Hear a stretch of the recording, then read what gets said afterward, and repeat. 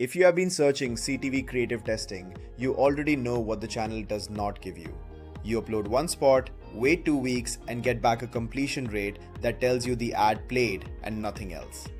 Connected TV has no skip data, no native A/B test, and no fast feedback loop, so the launch and learn habit you built on Meta does not transfer. This video walks through the 4-step pre-flight routine that decides whether a CTV concept is worth producing before you commission a single shot. Pre-flight matters because on CTV, you pay for the creative in full before you learn anything about it.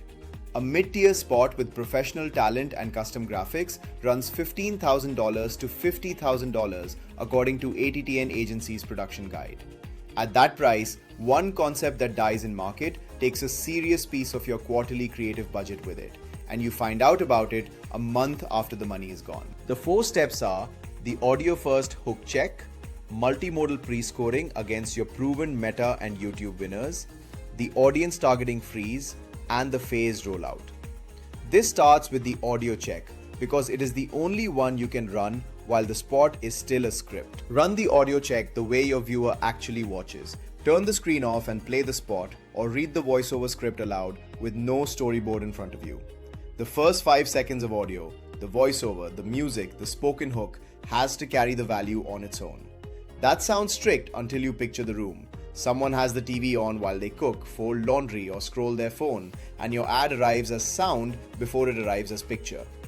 TV Scientific recommends pairing a spoken call to action with the on-screen message, so a viewer who is listening and not looking still knows what to do next. If the hook only works when someone is staring at the screen, you have a social ad with a TV budget attached. Most creative reviews never test for this because the reviewer is always looking at the screen.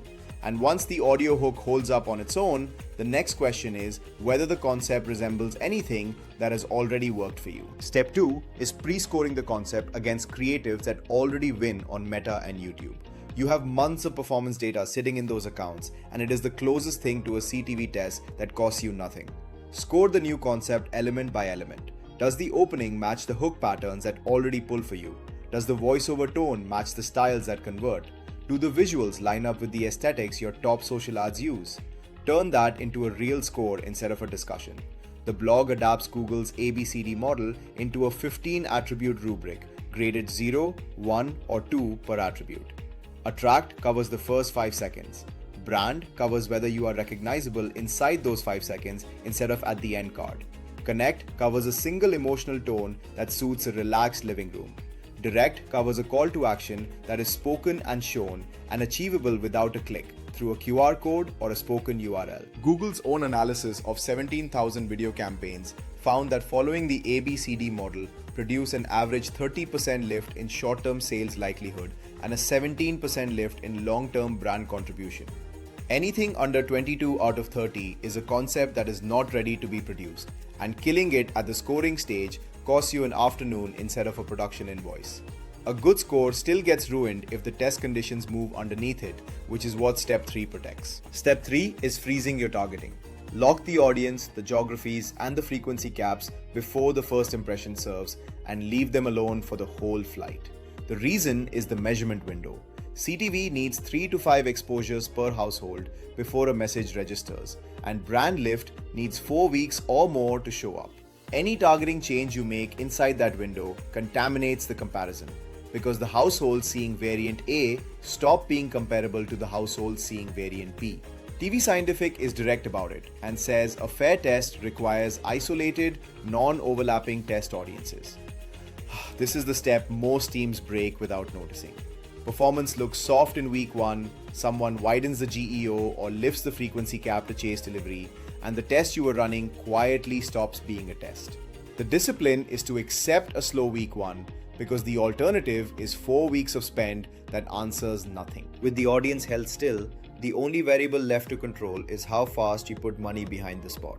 Step 4 is phasing the rollout instead of launching your full budget behind an unvalidated spot. Start with a controlled flight of 1,000 impressions per variant over 5 to 7 days, which is the floor for direct response reads at 80% confidence. Then judge it on the right numbers. Completion rate is the metric CTV is known for, and it is the one you should ignore because the format is non-skippable and everything clusters at the top.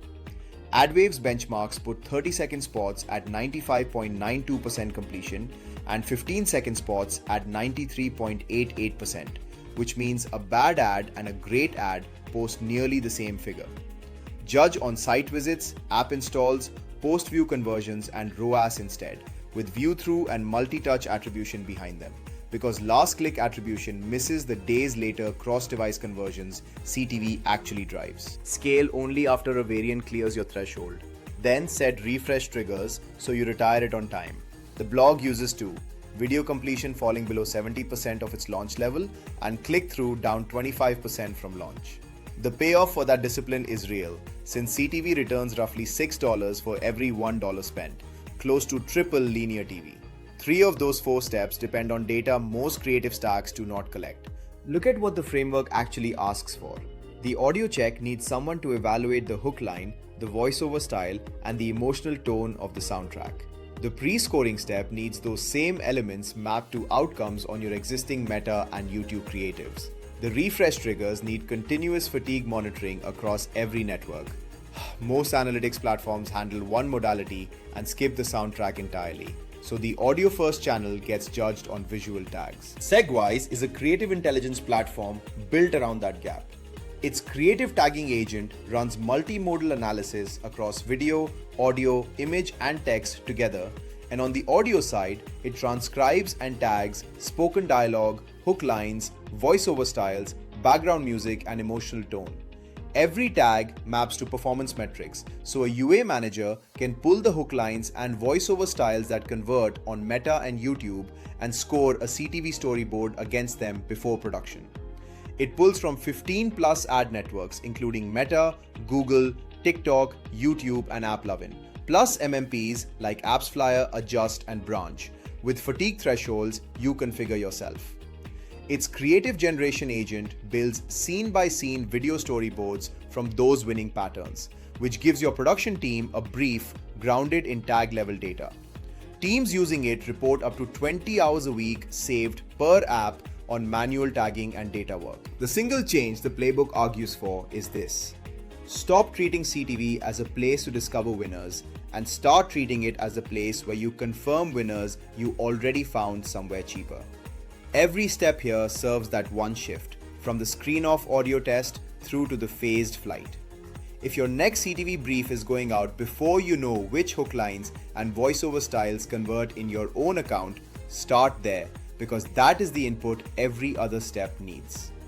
Segwise is free to try, so you can connect your ad networks and see your own audio and hook tags mapped to performance before that brief goes anywhere.